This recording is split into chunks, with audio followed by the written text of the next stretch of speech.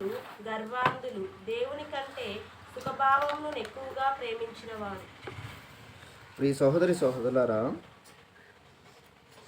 చిన్న ప్రార్థన చేసుకొని వాక్య భాగాన్ని వివరించుకుందాం.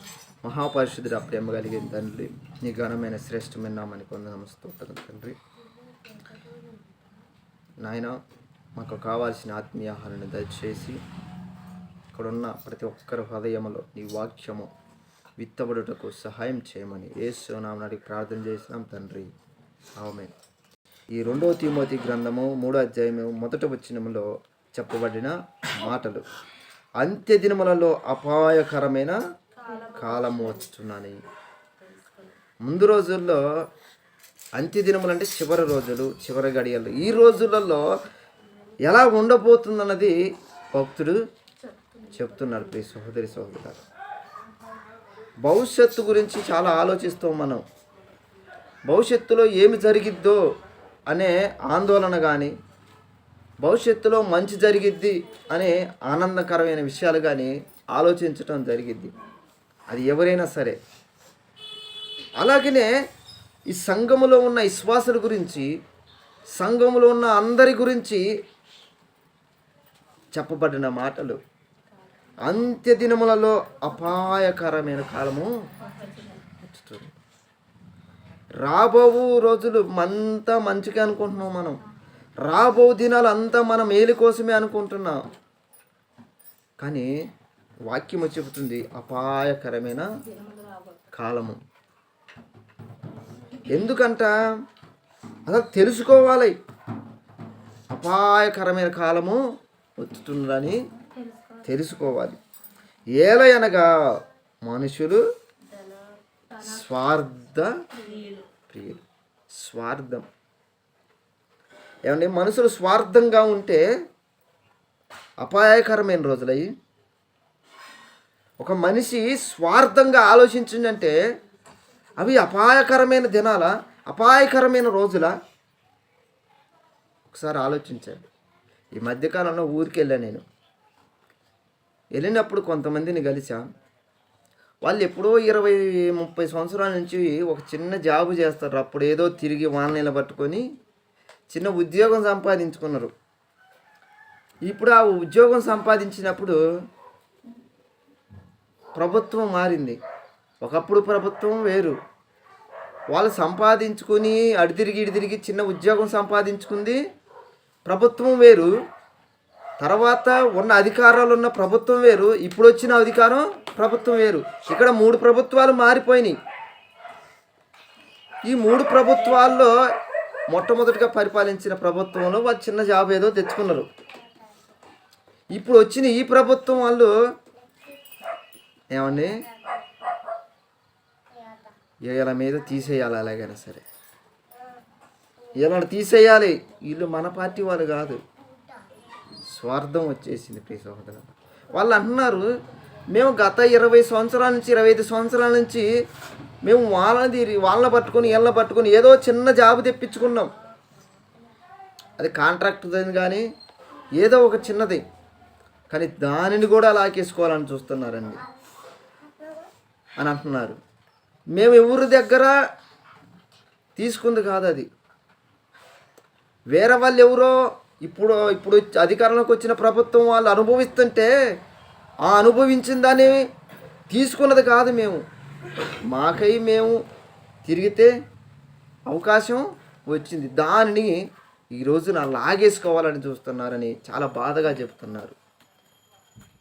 ఇంత స్వార్థంగా ఆలోచిస్తున్నారా అనుకున్నాం. వాళ్ళు చెప్తున్నారు, మరి ఎవరమ్మా అంటే వాళ్ళు ఎవరో కాదు, మా రక్త సంబంధికులే, మా బాబా, మా పిన్న వాళ్ళ కొడుకులే, మాకు సంబంధించిన వాళ్ళే. మళ్ళీ ఏమండి, ఏమో అధికారం వచ్చిందని, అధికారం ఉందని నేను సొంత వారినే సొంతంగా వాళ్ళకి సంబంధించిన రక్త సంబంధికులు ఏదో పోషణ కోసము, కుటుంబ పోషణ కోసము ఏదో చిన్న ఉద్యోగం సంపాదించుకుంటే ఆ ఉద్యోగంలో కూడా లాక్కోవడానికి ప్రయత్నిస్తున్నారంటే ఎంత ఘోరం అండి. ఇది అపాయకరమైన దినములు కాదా? అపాయకరమైన రోజులు కాదా? నీ సొంత వారు కూడా బ్రతుకుతుంటే ఓరవలేని స్థితి ఇది అపాయకరమైన రోజులేనండి, ఖచ్చితంగా చెప్పాలి. ఇంత స్వార్థంగా ఆలోచిస్తున్నారంటే ఆలోచించండి. ఇంత స్వార్థంగా ఆలోచిస్తున్నారంటే నీ కుటుంబంలోనే నీ మేలు పొందిన వారే ఒకప్పుడు మా కాడ ఇల్లు వచ్చి తీసుకున్న వారే, మా చుట్టూ తిరిగిన వారే, పైసా కోసం ఆశించిన వారే ఈ రోజున మేము తినే కూడిని లాక్కోవాలని చూస్తున్నారు అని అంటుంటే నాకు చాలా బాధ వేసిందండి. ప్రియ సహోదరి సహోదరులరా, ఈ రోజున వారి దగ్గరది నువ్వు లాక్కోవాలని ప్రయత్నిస్తే రేపటి దినాన నీ దగ్గర కూడా లాక్కుంటారు. ఈ రోజున వారు ఇబ్బంది పడుతుంటే నువ్వు నవ్వుతున్నావు. స్వార్థంగా ఆలోచించి ఎంత ఆనందం వస్తుందో వారు బాధపడుతుంటే, దుఃఖపడుతుంటే స్వార్థంగా ఆలోచించిన నీవు ఇంత ఆనందాన్ని కలిగజేస్తుంటే ఈ సంతోషము రేపొద్దున నీకే కలుగజేస్తాడు. ఎలాగండి అంటారా? వాళ్ళు బాధపడుతుంటే నీకు ఆనందంగా ఉంది కదా, ఇదే బాధను దేవుడు నీకు ఇస్తాడు. ఎందుకు? అంత సంతోషంగా ఉన్నప్పుడు ఆ సంతోషాన్ని నీకు కూడా ఇవ్వాలిగా. ఏమండి, బాధ కలుగుతుంటే నీకు అంత సంతోషంగా ఉందా? ఆ వ్యక్తికి బాధపడుతుంటే, ఆ వ్యక్తి దుఃఖంగా ఉంటే నీకు అంత సంతోషంగా ఉందా? అయితే ఆ దుఃఖం ఎలా ఉంటుందో నీకు రుచి చూపిస్తాడు దేవుడు. హల్లెలూయా. నీకు ఆ బాధ ఎలాగుంటుందో తెలియజేస్తాడు. కాబట్టి ప్రియ సహోదరి సహోదరులారా, నువ్వు స్వార్థముగా ఆలోచించకూడదు. స్వార్థం, ఈ రోజున స్వార్థం లేని వారు ఎవరండి? దైవ సేవకులు అని చెప్పుకుంటూ మనకే స్వార్థంగా ఉంటే సాధారణ విశ్వాసులు, సాధారణ ప్రజలకు స్వార్థం లేకుండా పోతుందా? ఖచ్చితంగా ఉంటుంది. కాబట్టి ప్రియ సహోదరి సహోదరులారా, స్వార్థము విడిచిపెట్టాలి. ఎందుకు? అపాయకాలమైన కాలము వచ్చుచున్నది. ఈ అపాయకరమైన కాలం రోజులలో అందరూ స్వార్థంగా తయారవుతున్నారు. స్వార్థం. ఒకప్పుడు కుటుంబాలు, ఒక కుమారుడు ఉన్నాడంటే తన తల్లిదండ్రుల గురించి ఆలోచించేవాడు. తన తల్లి, తన తండ్రి, అలాగనే బాబాయి, చిన్నమ్మ, ఇలా కుటుంబ రక్త సంబంధాల గురించి ఆలోచించేవాడు. తన ఇరుగు పొరుగు వారి గురించి ఆలోచించాడు. స్వార్థం లేకుండా నా వాళ్ళు అనుకునేవాళ్ళు. ఇప్పుడు ఎలా ఉందంటే చెప్పానా, నేను, నా భార్య, నా పిల్లలు, ఇంతే. ఇప్పటికీ ఇదే వచ్చేసిందండి. నేను, నా పిల్లలు, నా భార్య, ఇదే. ఒకప్పుడు నేను, నా తల్లి, తండ్రి, నా బాబాయ్, పిన్నమ్మ, ఇలా నా ఇరుగు పొరుగు, నా ఊరు వారు అనుకునే వాళ్ళు. ఇప్పుడు స్వార్థం వచ్చేసి నేను, నా భార్య, నా పిల్లలు, ఇక్కడితోనే ఆగిపోయాం. ఒకప్పుడు రోజులు వేరు, ఇప్పుడు రోజులు వేరు. ఇప్పుడు ఇది ఏ కాలము? అంత్యకాలము కాదా? అపాయకరమైన రోజులు కావా? ఇక్కడే అర్థమవుతుంది. ఒకప్పుడు స్థితి అందరి గురించి ఆలోచించే వాళ్ళము. ఒకప్పుడు మన ఇరుగు పొరుగు వారి గురించి ఆలోచించే వాళ్ళము, మన ఊరు గ్రామస్తుల గురించి ఆలోచించే వాళ్ళము. మా గ్రామంలోకి రోడ్లు వేయలేదేందని, కాలువలు వేయలేదేందని అడిగేవారము మన గ్రామం అభివృద్ధి గురించి.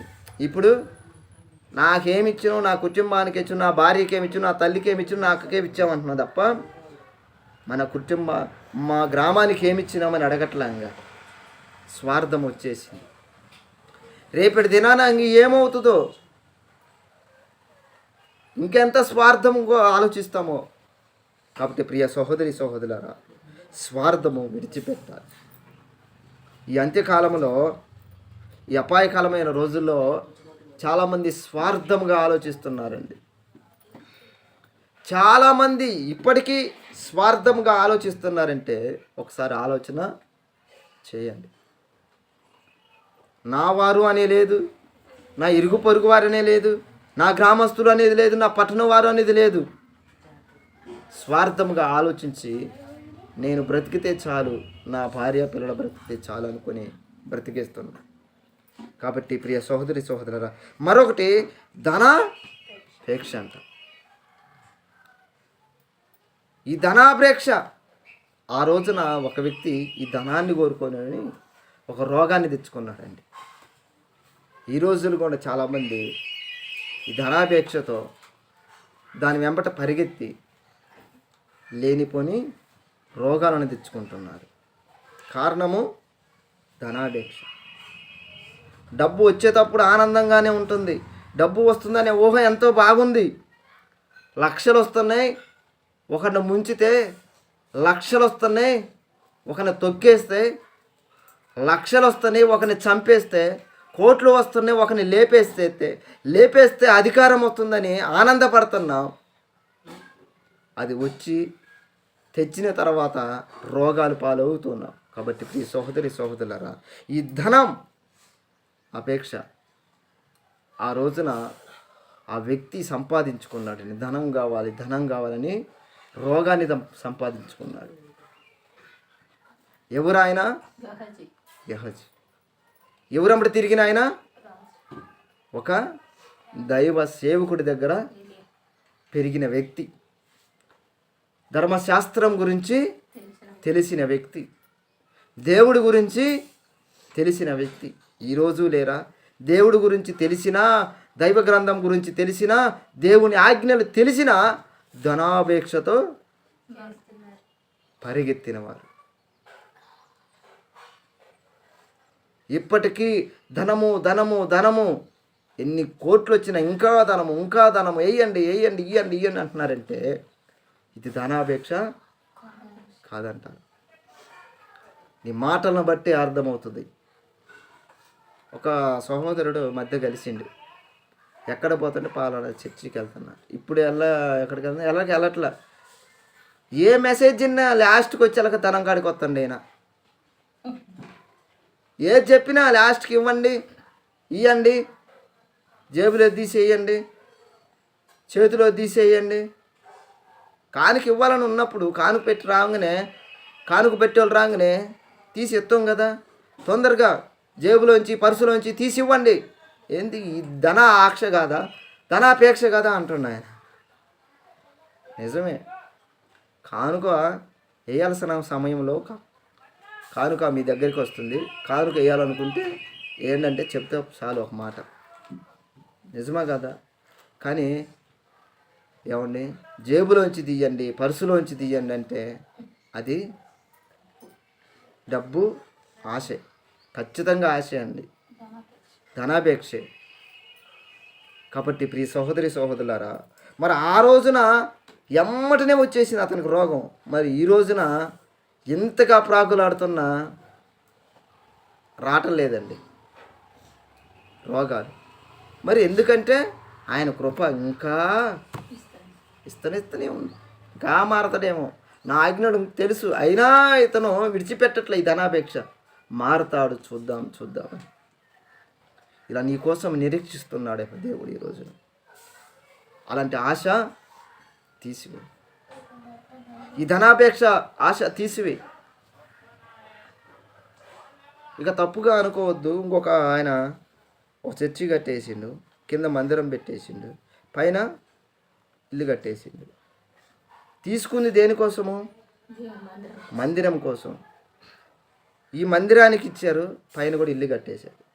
పైన నీది, అది నువ్వు ఉండటానికి కాదంటలేదు, నీ ఉండటానికైతే నువ్వు కట్టుకోవాల్సిందే. దేవుడు మందిరం కోసమే వాడేయాల్సిందే, నీ సొంత డబ్బులు పెట్టుకొని కట్టుకోవాల్సిందే. ఈ రోజున చాలామంది ఇలాగనే ఉన్నారు. నేను అంటే బాధపడతారేమో, కానీ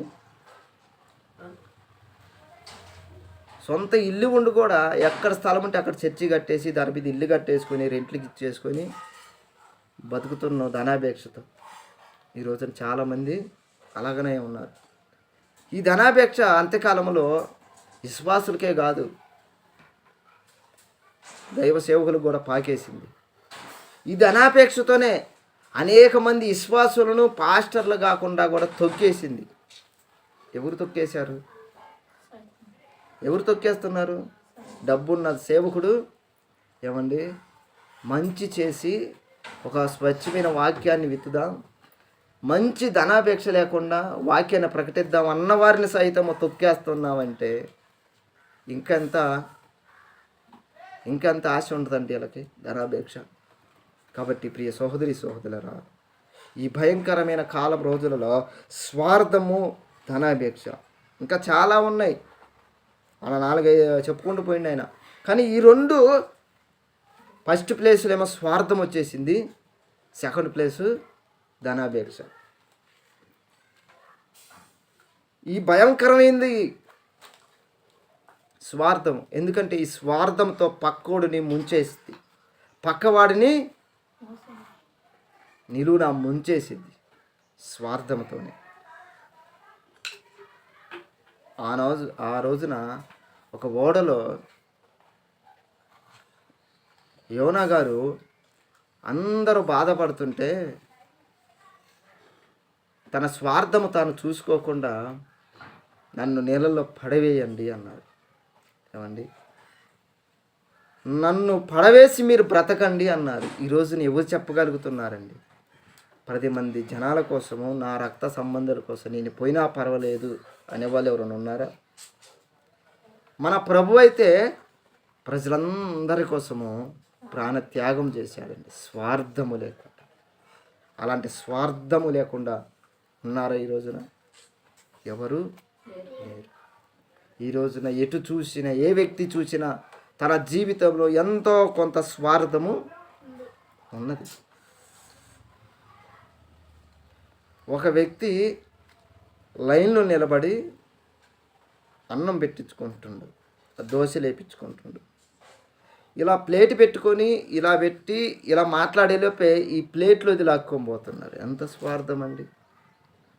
అతనేమో అప్పటిదాకా లైన్లో నెట్టుకొని అలా ఎలాగానో నిలబడి సంపాదించుకున్నాడు. ఆ సంపాదించుకున్నది తిన్నామనే లోపు ఆ ప్లేట్లో ఇది కూడా లాగేసుకుంటున్నారంటే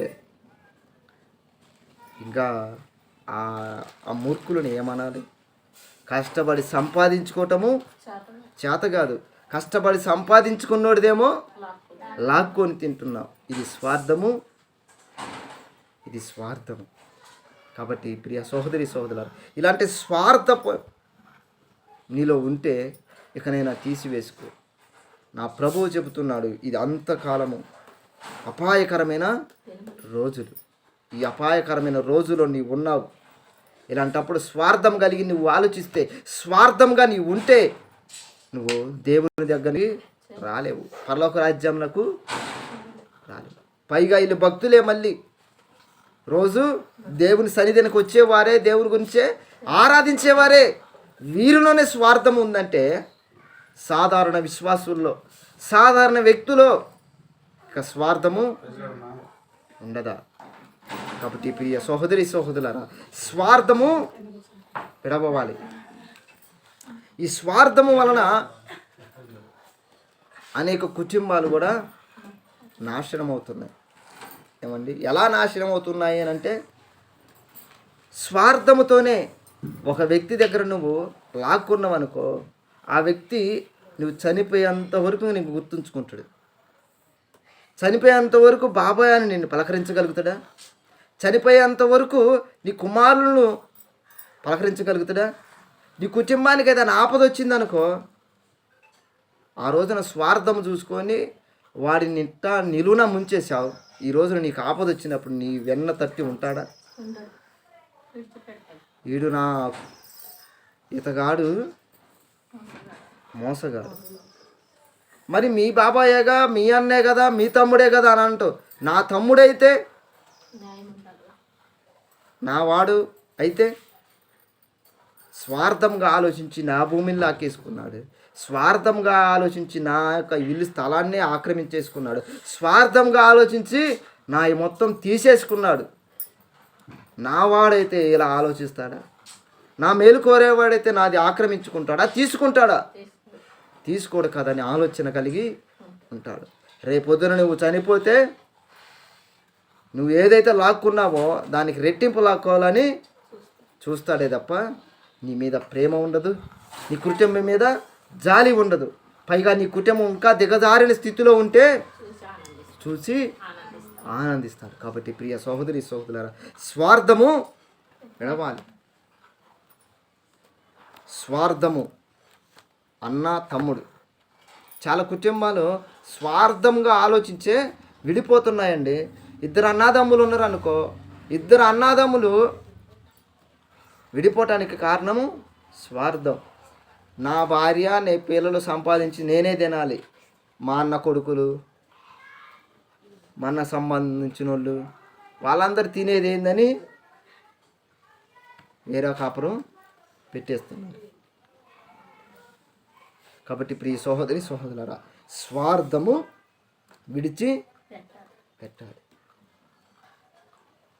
స్వార్థము విడిచిపెట్టకపోతే నువ్వు అనుకోవచ్చు, నేను ఇందాకనే చెప్పినా కదా, ఒకప్పుడు రోజుల్లో మనిషి ఎలా ఆలోచించేవాడు, నా గ్రామస్తులు, నా ప్రజలు, నా వారు, లేకపోతే నా తల్లి, నా తండ్రి, నా కుమారుడు, తర్వాత తన చుట్టూ ఉన్న ప్రజలను దృష్టిలో పెట్టుకొని వాళ్ళకి మేలు కలిగే విధంగా ఆలోచించేవారు.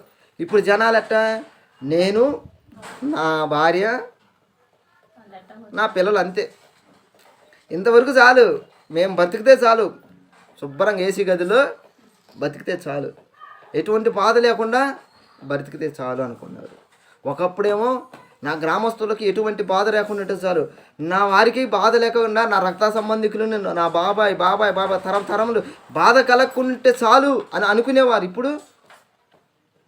ఇప్పుడు అపాయకాలము రోజులు, ఇది అంత్యకాలము రోజులు. కాబట్టి ప్రియ సహోదరి సహోదరులారా, ఇలాంటి ఆలోచన మీలో ఉంటే తీసివేయండి. ధనాపేక్ష కూడా ఉంటే తీసివేయండి. ఆ రోజున ఆయన డబ్బు సంపాదించుకోవాలని, కోట్లు వస్తాయని, డబ్బులు వస్తాయని పరిగెత్తాడు. ఎంత ఆశ అండి, డబ్బులు వస్తాయని పరిగెత్తవా? ఈరోజు చాలామంది స్వార్థం వచ్చిన తర్వాత డబ్బు వస్తుందని పరిగెడుతున్నారు. పాపం అధికారుల చుట్టూ తిరుగుతున్నారు. ఎక్కడ వాళ్ళు కలిగి ఉన్నది చిన్న జాబ్ ఉంటుంది కదా, ఆ జాబుని తీసేస్తే ఆ జాబు ద్వారా నాకు వస్తుంది. మొన్న పోయినా ఊరికెళ్ళి ఇదే ఏదో 20 సంవత్సరాలప్పుడు చిన్న జాబు కలిగి ఉన్నారు. ఇప్పుడు ప్రభుత్వం మారింది, ఈ చిన్న జాబు చేసేవాళ్ళు ఇప్పుడున్న అధికారం సంబంధించిన వాళ్ళు కాదు, లాగేసుకోవాలి. వాళ్ళ చుట్టూ వీళ్ళ చుట్టూ తిరుగుతున్నారు.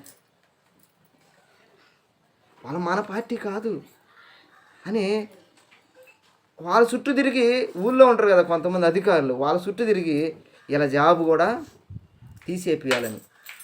ఎంత స్వార్థం అండి. ఇచ్చింది నువ్వు కాదు, ఇప్పించింది నీ అధికారంలో ఉన్న నీ ప్రభుత్వం కాదు, కానీ తీసేయటానికి రెడీ అవుతున్నావంటే, తీసేయటానికి కూడా నువ్వు సిద్ధమవుతుందంటే నువ్వు ఎంత స్వార్థంగా ఆలోచిస్తున్నావు. ఒకసారి ఆలోచన చేసుకో. కాబట్టి ప్రియ సహోదరి సహోదరులారా, ఈ సమయంలో ఈ 2 ప్రాముఖ్యమైన విషయములు, స్వార్థము, ధనాపేక్ష, మన ఆత్మీయ జీవితాన్ని నాశనం చేసేవి. స్వార్థము మన ఎదుగుదలకు కారణం కాకుండా పోతుంది. స్వార్థము, ధనాపేక్ష, ఈ 2 మీలో ఉంటే అవి తీసివేసుకొని అభివృద్ధి పొందాలి. ఎవరిలో? దేవునిలో. ఈ 2 నీవు ఉండి ఇక్కడికి వచ్చి ఎంత మాత్రము నువ్వు ఏడ్చినా, ఎంత మాత్రము ఆయన దగ్గర కాళ్ళు వచ్చి చేతులు పట్టుకొని ప్రార్థన చేసినా ఆయన నిన్ను కరుణించాడు. ఎందుకు? నీవు స్వార్థంగా ఆలోచించావు. అందుకనే ప్రభు ఒక మాట చెప్పాడు.